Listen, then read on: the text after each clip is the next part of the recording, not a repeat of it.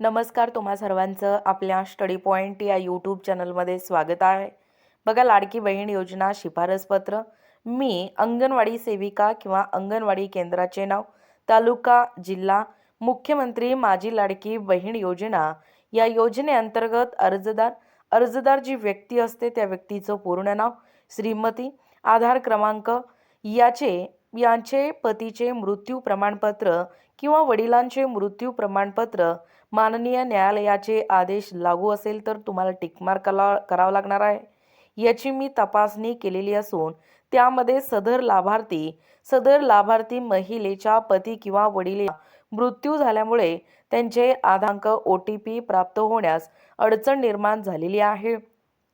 सदर याबाबतची मी खात्री केली असून संबंधित लाभार्थ्यांचे पती अथवा वडिलांची यांची eKYC करण्यापासून सूट देण्यात यावी अशी शिफारस करीत आहे. अंगणवाडी सेविकेचे नाव, आपल्या अंगणवाडी केंद्राचे नाव, तालुका आणि जिल्हा, प्रति बालविकास प्रकल्प अधिकारी, सही आणि शिक्का पाहू शकता.